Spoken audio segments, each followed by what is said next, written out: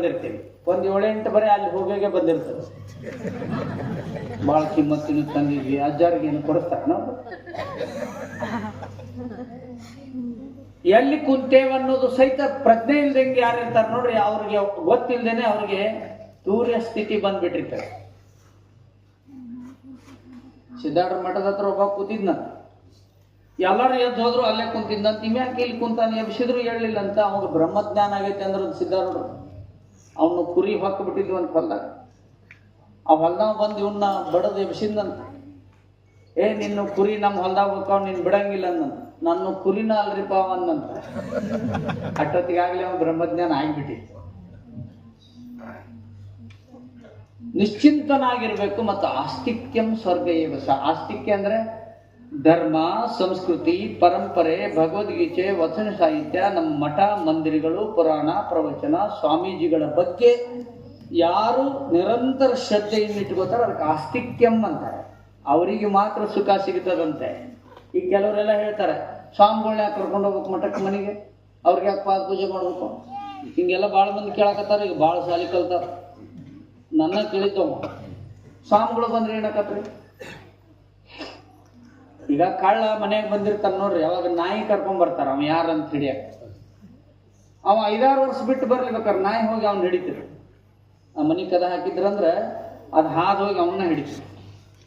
ಕಳ್ಳಂದ 5-6 ವರ್ಷ ಮಟನು ಅವನ ಸತ್ವ ಆ ಮನೆಯಾಗ ಇರ್ತದಂದ್ರೆ ಇನ್ನು ಸ್ವಾಮಿಗಳದ್ದು ಎಷ್ಟು ವರ್ಷ ಇರ್ತದೆ? ಅವ್ರು ಬಂದು ಅಡ್ಡಾಡಿ ಹೋದ್ರಂದ್ರೆ ನಾವು ಮಾಡಿರುವಂತ, ನಮಗೆ ಗೊತ್ತಿಲ್ಲದೆ ಮಾಡಿರುವಂತ ಲೋಪದೋಷಗಳು, ಮನೆಯಲ್ಲಿರುವಂತ ನಕಾರಾತ್ಮಕ ಶಕ್ತಿಯನ್ನು ಅವರ ಪಾದ ಸ್ಪರ್ಶದಿಂದ ಹೋಗ್ತದೆ. ಪಾದದಲ್ಲಿ ಕ್ರಿಯಾಶಕ್ತಿ ಇದೆ. ಬಹಳ ಮಂದಿ ಪಾದಕ್ಕೆ ಶೂದ್ರ ಅಂತ ಕರ್ದಾರ ಅಂತ ದುಃಖ ಮಾಡ್ಕೊಂತಾರ, ಮತ್ ಪಾದಕ್ಕೆ ಪೂಜೆ ಮಾಡ್ತಾರೆ. ತೆಲಿಗೆ ಯಾರ ತೊಳಿತಾರ? ಸ್ವಾಮಿಗಳು ಕರ್ತಾರೆ. ತೆಲಿ ತೊಳೆಯಂಗಿಲ್ಲ, ಪಾದನ ತೊಳಿ. ಕ್ರಿಯಾಶಕ್ತಿ ನನಗೆ ಜ್ಞಾನವನ್ನ ಕೊಡ್ಲಿ ಅಂತ ಹಣಿಯನ್ನ ಹಚ್ತಾರೆ. ಜ್ಞಾನ ಶಕ್ತಿ ಇರೋದು ತಲೆಯಲ್ಲಿ. ಮತ್ತೊಬ್ಬವ ಹಾಸ್ಯಕಾರ ಹೇಳ್ತಾನೆ, ಕೊನೆ ಮಾತು ಹೇಳ್ತೀನಿ, ಎಷ್ಟೊತ್ತನ ನಕ್ಕೋತಾ ಇರ್ತೀರಿ, ಆರೋಗ್ಯಕರವಾಗಿ ಸಂತೋಷಕ್ಕಾಗಿ ನಗು. ಪಕ್ಕದ ಮನೆ ಹುಡುಗ ಓಟದಲ್ಲಿ ನಂಬರ್ 1 ಬಂದಾನಂದ್ರೆ ಇನ್ನೊಂದು ಮನೆ ಆಕಿಗೆ ಖುಷಿ ಆಯ್ತು ಅಂದ್ರೆ ಆಕಿಗೆ ರೋಗ ಬರಂಗಿಲ್ಲ. ಆ ಹುಡುಗ MA ಪಾಸ್ ಆಗೈತೆ, ಅದ್ರ ಸುಟ್ಲಿ ಅಂದ್ರೆ ಆಕಿಗೆ ರೋಗ ಬರುತ್ತೆ. ಈ ಊರು ತುಂಬ ಎಲ್ಲರೂ ಪಾಸ್ ಆಗ್ಬೇಕು, ಈ ಊರು ತುಂಬ ವಿದ್ಯಾವಂತರಾಗಬೇಕು, ಈ ಊರೆಲ್ಲ ಕರ್ನಾಟಕಕ್ಕೆ ಹೆಸರಾಗಬೇಕು ಅಂತ ಯಾವ ತಾಯಿ ಅಂತಾಳೆ, ಅವ್ರಿಗೆ ಯಾವ ಕಾಯಿಲೆ ಇಲ್ಲ. ಅವ್ರದ್ದು ಭಾಳ ಕಬ್ಬು ಬರಬಾರ್ದು, ಇವ್ರಿಗೆ ಕಬ್ಬು ಭಾಳ ಬರಬಾರ್ದು, ಅವ್ರ ಮಗಗೆ ಆರಾಮಾಗಬಾರ್ದು, ಇವ್ರಿಗೆ ಹಿಂಗಾಗಬೇಕು ಅಂದ್ರೆ ಅದು ಮನುಷ್ಯನ ದೇಹದಲ್ಲಿ ರಕ್ತ ಕಲ್ಮಶ ಆಗುತ್ತೆ. ನಾವು ಮೊಬೈಲ್ನಲ್ಲಿ ಏನೇನು ನೋಡ್ತೀವಲ್ಲ, ಅದ್ರಾಗೊಮ್ಮೆ ಹೊಡೀರಿ, ವಿಠ್ಠಲ ವಿಠ್ಠಲ ವಿಠ್ಠಲ ಅಂತ ಹೊಡೀರಿ, ಬರುತ್ತೆ. ಹಾರ್ಟ್ ಡಿಸೀಸ್ ಕ್ಲಿಯರೆನ್ಸ್ ಅಂತ ಹೊಡೀರಿ, ಬರುತ್ತೆ. ಮುಂಬೈ ವಿಶ್ವವಿದ್ಯಾಲಯದ ಒಂದು ಅಧ್ಯಯನ ಕೇಂದ್ರ ಸ್ಟಡಿ ಮಾಡಿದೆ. ಇನ್ನೇನು ಆಪರೇಷನ್ ಮಾಡಬೇಕು ಅಂದಾಗ ಅವ, ಇಲ್ರಿ ನನ್ನ ಹತ್ರ ಹಣ ಇಲ್ಲ, ನಾನು ಪಂಡ್ರಾಪುರಕ್ಕೆ ಹೋಗ್ತೀನಿ ಅಂತ ಹೋಗಿ ಹೊಳ್ಳಿ ಬರುವಾಗ ಇವ್ರು ಡಾಕ್ಟರ್ ಹೋಗಿ ಮನ್ಯಾಗ ಹೇಳಿದ್ರಂತ, ನಿಮ್ಮ ಹುಡುಗ ಹಾರ್ಟ್ ಆಪರೇಷನ್ ಆಗಬೇಕ್ರಿ, ಇಲ್ಲಿ ಡೇಂಜರ್ ಅನ್ನೋಂತ. ಇಲ್ರಿ ನಮ್ಮ ಮನೆಯಾಗ ಏನು ಅಷ್ಟು ದುಡ್ಡು ಇಲ್ಲ, ಹೋಗಲ್ಲಂತಂದ್ರಂತೆ. ಅವ ಹೋಗಿ ಹೊಳ್ಳಿ ಬಂದ ಮೇಲೆ ಅವನ್ನ ಡಾಕ್ಟರ್ ಕರೆದು ಮಾತಾಡಿಸಿ ಚೆಕ್ ಮಾಡಿದ್ರಂತ, ಹಾರ್ಟ್ ಆಪರೇಷನ್ ಮಾಡೋದು ಇರಲಿಲ್ಲ. ಆಮೇಲೆ ಅದೇ ಅಧ್ಯಯನ ಕೇಂದ್ರದವ್ರು ಅದನ್ನು ಹೇಳಲಿಕ್ಕತ್ತಾರೆ, ಪ್ರತಿದಿನ ನೀವು 6 ಮಾಲೆಯನ್ನ ವಿಠ್ಠಲ ವಿಠ್ಠಲ ಹೇಳಿದ್ರೆ ನಿಮ್ಗೆ ಹಾರ್ಟ್ ಆಪರೇಷನ್ ಮಾಡೋ ಅವಶ್ಯಕತೆ ಇಲ್ಲ ಅಂತ ವಿಜ್ಞಾನಿಗಳು ಸಂಶೋಧನೆ ಮಾಡಿ. ವಿಜ್ಞಾನಿಗಳು ಹೇಳಿದ್ರೆ ಸ್ವಲ್ಪ ಜನ ಕೇಳಕತ್ತಾರ. ಈಗ ಭಾಳ ಸಾಲಿ ಕಲ್ತಿರ್ತಾರ ನೋಡ್ರಿ, ಭಾಳ ಸಾಲಿ ಕಲ್ತಾರ ಹೆಂಗದಾರ ನೋಡ್ರಿ. ಇಲ್ಲಿ ನೀವು ಭಯಂಕರ ಮಾರ್ಕ್ಸ್ ತಗೊಂಡವ್ರು ಹೆಂಗಿರ್ತಾರ ಅಂದ್ರೆ, ಪಾಪ ಹರಿದದ ಪ್ಯಾಂಟ್ ಹಾಕೊಂಡ್ರೆ ಭಾಳ ಕಡೆ ಹರಿದಿತ್ತಂದ್ರೆ ಭಾಳ ಓದ್ಯಾವ ಅಂತಾರ. ಮುಂಜಾನೆ 9ಕ್ಕೆ ಎದ್ಲಂದ್ರೆ ಆಕಿ ಭಾಳ ಓದ್ಯಕ್ಕೆ ಅಂತ. ಬಳಿ ಇಲ್ಲ, ಕುಂಕುಮ ಇಲ್ಲ, ತಾಳಿಲ್ಲ, ಏನೂ ಇಲ್ಲ ಅಂತಂದ್ರೆ ಸಿಕ್ಕಾಪಟ್ಟೆ ಓದಿದಾಳೆ ಅಂತ.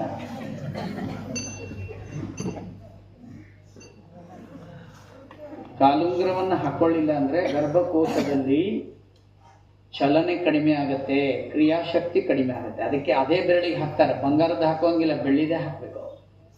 ನಮ್ಮ ದೇಶದಲ್ಲಿ ಪರಂಪರೆ ಅದನ್ನು ಸುಮ್ಮನೆ ಶ್ರೀಮಂತಿಕೆ ಪ್ರತೀಕ ಅಲ್ಲದು, ಅದು ಆರೋಗ್ಯ. ಆ ಬೆರಳಿಗೂ ಗರ್ಭಕೋಶಕ್ಕೂ ಸಂಬಂಧ ಇದೆ, ಅದಕ್ಕೆ ಅದನ್ನು ಹಾಕಿದೆ.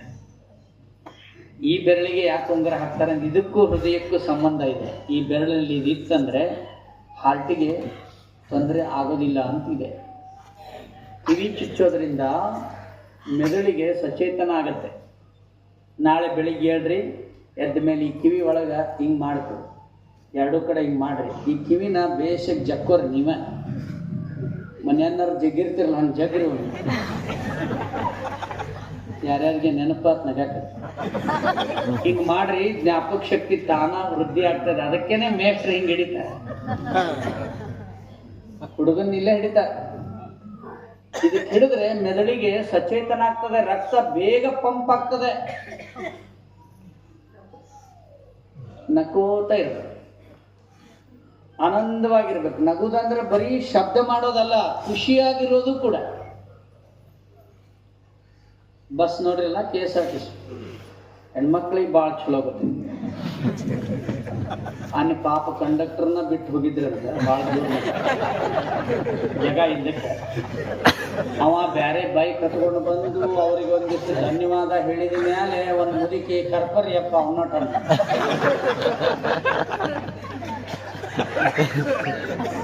ಹಿಂಗೆ ಕೆಂಪ್ ಅಂತಂದ್ರೆ ಭಾಳ ದಿನಕ್ಕೆ ನಕ್ಕಾರ ಅಂತ ಅರ್ಥ. ಹಳೆ ಬಾಗ್ಲ ನರಕ್ಕಂತಲ್ರಿ ಅದು. ಬಸ್ ಮುಂದೆ ಹೊತ್ತು ಮ್ಯಾಲಿನೂ ಕುಂತಿದ್ರು, ಕೆಳಗಿದ್ರು 60 ಮಂದಿ, ಬರೇ ಗಂಡ್ಮಕ್ಳು ಯಾರು ಇದ್ದಿದ್ದಿಲ್ಲ. ಬಸ್ ಕೆಟ್ಟದ ದಾರೆ. ಡ್ರೈವರ್ ಏನಂದ, ಸ್ವಲ್ಪ ಆಕಾರ ಒತ್ತಬೇಕಾಕತ್ರಿ ಬಸ್. ಒತ್ತನಲ್ಲ ಅಂದ್ರಿ, ಮತ್ ಹೋಗಬೇಕಲ್ಲ ಮುಂದೆ. ಒತ್ತಿದ್ರು 60 ಮಂದಿ ಕೂಡಿ. ಒಟ್ಟ ಬಸ್ ಹಿಂದಕ್ಕ ಮುಂದಕ್ಕೆ 1 ಇಂಚ್ ಹೋಗಲ್ದು. ಅವಾಗ ಡ್ರೈವರ್ ಸಂಶಯ ಬಂದು ಕೆಳಗಿಳಿದ್ ನೋಡ್ತಾನ, 30 ಮಂದಿ ಮುಂದ, 30 ಮಂದಿ ಹಿಂದ.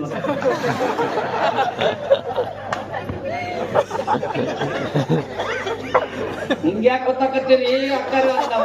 ಅವ್ರು ಪಟ್ಟಲಿಗ್ಯಾರ್ರಿ, ನಾವ್ ಈ ಊರ್ರಿ. ಅದ್ರಾಗ ಒಂದ್ 4-5 ಮಂದಿ ಅಕ್ಕಾರ ಹೆಣ್ಮಕ್ಳು ಗೊತ್ತಾಕತ್ರಿ. ಆಟ ಹಿಂಗ್ಯಾಕೆ ಗೊತ್ತಾಕತ್ತೀರಿ ಅಂದ್ರು, ನಮ್ಮ ರೇಷ್ಮಿ ಸೀರ್ರಿ ಮುದುಡಿ ಹಾಕವಂತ ನಾವ್ ಇಲ್ಲಿ ಗೊತ್ತಾಕತ್ತೀವಿ. ಹಿಂಗ ನಕ್ರ ಒಟ್ಟ ಜಡ್ ಬರಂಗಿಲ್ಲ.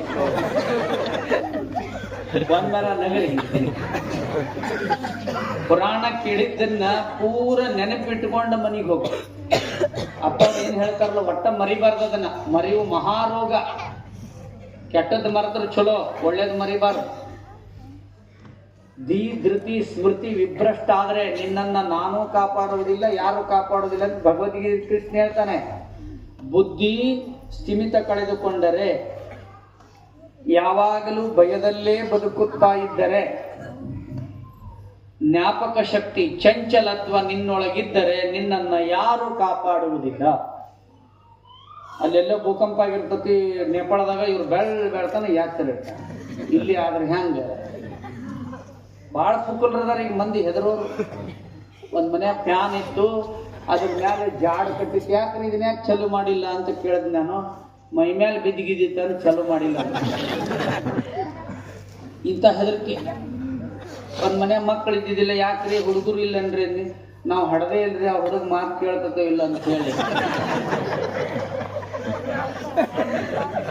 ಏನ್ ಮಾಡಿ ಏನು. ತಾಯಿಯ ಗರ್ಭದಲ್ಲಿಯೇ ಮೂಡುವ ಸಮಯದಲ್ಲಿಯೇ ನಿಶ್ಚಯ ಆಗಿರ್ತದಂತೆ ಒಬ್ಬ ಮನುಷ್ಯನ ಇತಿಹಾಸ. ಋಗ್ವೇದ ಮಂತ್ರ ಇದೆ. ತಾಯಿ ಗರ್ಭದಲ್ಲಿ ಮೂಡಿದ ಮೇಲೆ ಒಂದು ನಿರ್ಣಯ ಆಗುತ್ತೆ. ಈ ಹುಡುಗ ಗಂಡು ಹೆಣ್ಣು ಅನ್ನೋದು ಅವತ್ತೇ ನಿರ್ಣಯ ಆಗುತ್ತೆ. ಎಷ್ಟು ವರ್ಷ ಬದುಕ್ತಾನೆ ಅನ್ನೋದು ನಿರ್ಣಯ ಆಗುತ್ತೆ. ಇವ ಏನ್ ಕೆಲಸ ಮಾಡ್ತಾನಂತ ನಿರ್ಣಯ ಆಗುತ್ತೆ. ಇವ ಯಾವ ಊರಲ್ಲಿ ಇರ್ತಾನೆ, ಎಂದು ಇವನಿಗೆ ಮರಣ ಆಗುತ್ತೆ, ಯಾವ ಜಾಗದಲ್ಲಿ ಮರಣ ಆಗುತ್ತೆ ಅನ್ನೋದು ಆ ತಾಯಿ ಗರ್ಭದಲ್ಲೇ ನಿರ್ಣಯ ಆಗಿರುತ್ತಂತ ನಾವ್ಯಾಕೆ ತಲೆ ಕೆಡಿಸ್ಕೋಬೇಕು? ಹಾಗಾದ್ರೆ ಏನ್ ಮಾಡುವಂಗಿಲ್ಲ. ಇಲ್ಲ, ಉತ್ತಮ ಕಾರ್ಯವನ್ನ ಮಾಡಬೇಕು, ಪರೋಪಕಾರ ಮಾಡಿ ಬದುಕಬೇಕು, ಕೈಲಾದಷ್ಟು ದಾನವನ್ನ ಮಾಡಬೇಕು. ಹಿಂದಿನ ಜನ್ಮದ ಪಾಪ ಪರಿಹಾರಕ್ಕಾಗಿ ಈ ಜನ್ಮದಲ್ಲಿ ನಾನು ಪರೋಪಕಾರ ಮಾಡ್ತಾ ಮಾಡ್ತಾ ಮಾಡ್ತಾ ಬದುಕಬೇಕು. ಒಳ್ಳೇದು ಮಾಡಿದ್ರು ಕಷ್ಟ ಬಿಟ್ಟಿಲ್ಲ. ಮತ್ತೆ ಒಳ್ಳೇದು ಹೆಂಗ್ ಮಾಡ್ತಾರ ಹಂಗ ಜನರು ವಿರೋಧಿಗಳು ಹೆಚ್ಚಿರ್ತಾರೆ. ಆದ್ರೆ ಅದನ್ನ ಬಿಡಬಾರ್ದು. ಅದು ಅಗ್ನಿ ಪರೀಕ್ಷೆ ಅಂತ ಹೇಳ್ತಾರೆ. ಅದಕ್ಕೆಲ್ಲ ನಾವು ತಯಾರಾಗಿಯೇ ಕೆಲಸ ಮಾಡಿ ಇಂಥದ್ದು ಮಾಡಿ ನಗನಗ್ತಾ ಇರಿ. ಷಡ್ರಸಗಳಲ್ಲಿ ಅದಾದ ಮೇಲೆ ಒಂದು 3 ಅದಾವು ಇವತ್ತು ಕಾಯಿಲೆ ಬರಲಿಕ್ಕೆ. ಒಂದು ನಾವು ಬಳಸುವಂತ ಅಡಿಗೆ ಎಣ್ಣೆ, ಅದು ಫ್ಯಾಕ್ಟ್ರಿಗೆ ಅಂತಂದು ಹಾಕ್ತಾರಲ್ಲ ಈಗ ಎಣ್ಣೆ, ಅದ ಶೇಂಗಾದ ಎಣ್ಣೆ ಹಾಕಕತ್ತೀವಿ ಭಾಳ ಮಂದಿ. ಮನ್ಯಾಗ ಶೇಂಗಾ ಬೆಳೆದಿರ್ತೀವಿ, ಆದ್ರೆ ಕ್ರೂಡ್ ಆಯಿಲನ್ನು ಹಾಕಿ ನಾವು ಬಜಿ ಕರಿಯಾಕತ್ತೀವಿ. ಅದು ದೊಡ್ಡ ಪ್ರಮಾಣದಲ್ಲಿ ರೋಗವನ್ನು ತರ್ತಾ ಇದೆ. ನಿಮ್ಮ ಮನೆಯಲ್ಲಿ ನೀವು ಗಾಣದ ಎಣ್ಣೆಯನ್ನು ತಿನ್ನಿರಿ. ಕೊಬ್ಬರಿ ಎಣ್ಣೆ, ಶೇಂಗಾದ ಎಣ್ಣೆ, ಕುಸುಬಿ ಎಣ್ಣೆ, ಗಾಣದ ಎಣ್ಣೆ ತಿನ್ನಕ್ಕೆ ಶುರು ಮಾಡಿರಿ. ನಿಮ್ಮ ಮನೆಗೆ ರೋಗ ಬರೋಂಗಿಲ್ಲ. ಎರಡನೇದ್ದು, ಹಾಲು ನಾವು ತಯಾರು ಮಾಡಿದ ಹಾಲು ಕುಡಿಯಾಕತ್ತೀವಿ. ಶಾಂಪೂ, ಯೂರಿಯಾ ಹಾಕಿದ್ದು ಹಾಲು. ಎಮ್ಮಿಲ್ಲ, ಜವಾರಿ ಆಕಳಿಲ್ಲ, ಆಡಿಲ್ಲ, ಏನಿಲ್ಲ. ಇದ್ರೆ ಜರ್ಸಿ ಆಕಳ ಹಾಲು ಕುಡಿಯಾಕತ್ತೀವಿ. ಪಾಕೆಟ್ ಹಾಲಕ್ಕಿಂತ ಕೆಟ್ಟದ ಹಾಲು. ಅದ್ರಾಗ ಎಲ್ಲ ರೋಗಾಣುಗಳು ಇರುತ್ತೆ. ಆಡು ಸಹಿತ ಅವ್ರ ತಾಯಿ ಸಿಕ್ಕ ಮೇಲೆ ಹಾಲು ಕುಡಿತದೆ. ಕುರಿನೂ ತಮ್ಮ ತಾಯಿ ಸಿಕ್ಕ ಮೇಲೆ ಕತ್ತಲದೊಳಗೆ ಸಹಿತ ಅವ್ರ ತಾಯಿ ಗುರುತು ಹಿಡಿತದೆ. ನಿಮ್ಮ ಮನೆಗೋಸ್ಕರನಾದ್ರೂ ಒಂದು ಜವಾರಿ ಆಕಳು ಅಥವಾ ಆಡು, ಜವಾರಿ ಎಮ್ಮಿಯನ್ನ ಕಟ್ಕೊಂಡು ಹಾಲು ಕುಡಿಸ್ರಿ. ನಿಮ್ಮ ಮಕ್ಕಳಿಗೆ ಪಾಪ ಕಟ್ಕೋಬೇಡಿ. ಇಲ್ರಿ ನಮಗದು ಸಾಧ್ಯ ಇಲ್ಲ, ಈಗ ದಂದಕ್ಕಿನೆಲ್ಲ ನಾವು ಡೈನಿಂಗ್ ಟೇಬಲ್ ಹಾಕೇವಿ ಅನ್ನೋ ಮನೆ ಭಾಳ ಅದ. ಅಲ್ಲೆಲ್ಲ ಟೈಲ್ಸ್ ಜೋಡಿಸ್ಬಿಟ್ರೆ ಜಾರಿ ಬೀಳಕ ಬಿದ್ದ ಕೂಡಲೇ ಒಂದ ಹೇಳೋದು ಅಲ್ಲಿ ದವಾಖಾನೆ, ಟೈಲ್ಸ್ ಬೇರೆ ದೇಶದ್ರಿ ಅದಕ್ಕೆ ಬಿದ್ದೇವ್ರಿ ಅಂದ್ರೆ ಬೀಳಕನ ಹಾಕ್ತೇವಂತ ಅರ್ಥ. ಹಾಲು ಮಾಡೋದು ಹೇಳಿಕೊಡ್ತೀನಿ. ಈಗ ನಿಮ್ಗೆ ಮನ್ಯಾಗ ಹಾಲು ಮಾಡ್ಕೊಡ್ರಿ. ಆ ಹಾಲು ಕುಡಿದ್ರೆ ನೀವು ಈ ಪಾಕೆಟ್ ಹಾಲು ಕುಡಿಯೋದು ಬೇಕಾಗಿಲ್ಲ, ಚಹಾ ಕಾಫಿನೂ ಮಾಡ್ಬೋದು. ಅದ್ರಾಗ ಮೊಸರು ಮಾಡಕ್ ಬರೋದಿಲ್ಲ. ಆ ಹಾಲು ಒಂದು ತೆಂಗಿನಕಾಯಿ ಹೊಡೀರಿ, ಅದ್ರಾಗ ಅರ್ಧ ಕೊಬ್ಬರಿ ಇರ್ತದಲ್ಲ, ಅದನ್ನ ಸಣ್ಣಗೆ ಮಿಕ್ಸರ್ನಾಗ ಹಾಕ್ರಿ, ನೀರು ಹಾಕ್ರಿ. ಒಳ್ಳಿಲ್ಲಿ ಉಳ್ಳಿ ಹೋಗ್ಯಾವ, ಒಳ್ಳೆಲ್ಲ ಹೊರಗೆ ಬಿದ್ದಾವ. ಒಳ್ಳಾಗ ಯಾರು ರುಬ್ತಾರ ಅವ್ರಿಗೆ ಹಾರ್ಟ್ ಟ್ರಬಲ್ ಬರಂಗಿಲ್ಲ, ಬೀಸಿದ್ರೆ ಬರಂಗಿಲ್ಲ, ಕುಟ್ಟಿದ್ರೆ ಬರಂಗಿಲ್ಲ, ಬೆಳಗಿದ್ರು ಬರಂಗಿಲ್ಲ. ಅವೆಲ್ಲ ಇಲ್ಲಿಗ ಮಿಕ್ಸರ್ ಅಂದ್ರೆ ಗೊತ್ತಾಗೈತಿ. ಮಿಕ್ಸರ್ನಾಗ ಹಾಕ್ರಿ, ನೀರು ಹಾಕ್ರಿ, ಅದನ್ನ ಚಲೋತ್ನಾಗ ತಿರುಗಿಸ್ರಿ, ಒಂದು ಅರಬಿ ತಗೊಂಡು ಹಿಂಡ್ರಿ, ಆ ಹಾಲು ಕುಡೀರಿ. ಅದು ಆಕಳ ಹಾಲಿಗೆ ಸಮಾನವಾದ ಅಂತ ಹಾಲು.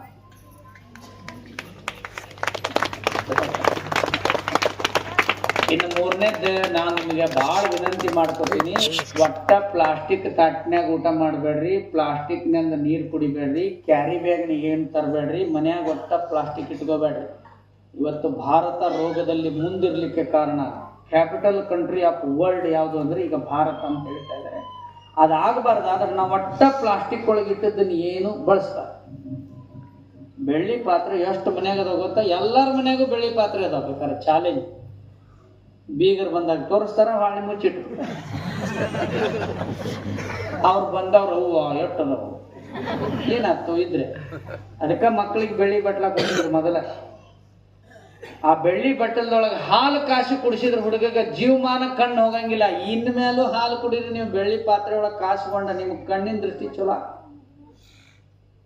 ಆ ಬೆಳ್ಳಿ ಹೋಗಿಂದ ಜುಮರ ಬೆಳ್ಳಿ ಬಂತು, ಆಮೇಲೆ ಕಂಚು ಬಂತು, ಆಮೇಲೆ ಸ್ಟೀಲ್ ಬಂತು. ಈಗ ಪ್ಲಾಸ್ಟಿಕ್ ಇಂದ ಕೊಟ್ಟು ಬಿಡ್ತಾರ ಹುಡುಗ, ಅದು ಬಾಯಿಗೆ ಇಟ್ಕೊಂಡು ಕುಂತು. ಅನ್ನವನ್ನ ಕೆಡಿಸ್ಬೇಡಿ, ನೀರನ್ನ ಚೆಲ್ಬೇಡಿ, ಅಪ್ಪ ಅಮ್ಮನನ್ನು ಎಂದೂ ವೃದ್ಧಾಶ್ರಮದಲ್ಲಿ ಇಡಬೇಡಿ. ತಂದೆ ತಾಯಿಗಿಂತ ಶ್ರೇಷ್ಠವಾದಂಥ ದೇವರು ಜಗತ್ತಿನಲ್ಲಿ ಯಾರೂ ಇಲ್ಲ. ಆ ತಂದೆ ತಾಯಿನ ಯಾರು ಹೊರಗೆ ಇಡ್ತಾರ ಅವರಿಗೆ ಹೃದಯದಲ್ಲಿ ವೇದನೆ ಶುರುವಾಗುತ್ತೆ. ಭಾರತೀಯ ಸಂಸ್ಕೃತಿ ಆಧಾರದ ಮೇಲೆ ಜೀವನವನ್ನ ಮಾಡಬೇಕು. ನಮ್ಮ ಲಾಂಛನಗಳು, ಸಂಪ್ರದಾಯಗಳು, ನಮ್ಮ ಸತ್ಸಂಪ್ರದಾಯಗಳೇನಿದಾವೆ ಅವನ್ನೆಲ್ಲವನ್ನು ಪಾಲಿಸ್ಕೊಂಡು ಹೋಗಬೇಕಾದಂಥ ಕಾಲಘಟ್ಟದಲ್ಲಿ ನಾವಿದ್ದೀವಿ. ಮಕ್ಕಳಿಗೆ ಸಂಸ್ಕಾರವನ್ನು ಕೊಡಬೇಕು.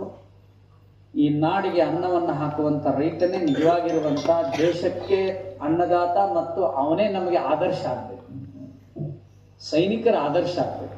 ಅಕ್ಕ ಮಹಾದೇವಿ, ಹೇಮರೆಡ್ಡಿ, ಮಲ್ಲಮ್ಮ ನಮ್ಮ ಮಹಿಳೆಯರಿಗೆ ಆದರ್ಶ ಆಗಬೇಕು ಹೊರತು ಸಿನಿಮಾದಲ್ಲಿ ಹರಿದ ಪ್ಯಾಂಟ್ ಹಾಕೊಂಡವ್ರು ನಾವು ಆದರ್ಶ ಅಂತ ಮಾಡ್ಕೋಬಾರ್ದು. ಒಳ್ಳೆ ಶಿಕ್ಷಣ ಕಲಿಸುವಂಥ ಶಿಕ್ಷಕರ ಮೇಲೆ ನಮಗೆ ಗೌರವ ಇರಬೇಕು. ರಾಜಕೀಯ ಮಾಡದೇ ಇರುವಂಥ ಮಠಾಧೀಶರ ಬಗ್ಗೆ ನಮ್ಗೆ ಒಳ್ಳೆ ಗೌರವ ಇರಬೇಕು. ಅದಿದ್ರೆ ಮಾತ್ರ ಜೀವನ ಪಾವನ ಆಗ್ತದೆ. ಇಲ್ಲಿಲ್ಲ ಅಂತಂದ್ರೆ ನಾವು ಜೀವನವನ್ನು ಏನೆಲ್ಲ ಇದ್ದೂ ಸಹಿತ, ಏನೆಲ್ಲ ಪುರಾಣ ಕೇಳಿದ್ರು ಸಹಿತ, ಏನೆಲ್ಲ ಮಾಡಿದ್ರು ಸಹಿತ ನಮ್ಮ ಅಂತರಂಗದಲ್ಲಿ ಒಂದು ನೋವಿರುತ್ತೆ. ಆ ನೋವನ್ನು ಯಾರೂ ತಗೊಳ್ಳೋದಿಲ್ಲ, ನಾವೇ ಅನುಭವಿಸ್ಬೇಕಾಗುತ್ತೆ. ಇಷ್ಟು ವಿಷಯ ಹೇಳಿ ಇವತ್ತಿನ ವಿಷಯ ಮುಗಿಸ್ತೀನಿ. ಎಲ್ಲರಿಗೂ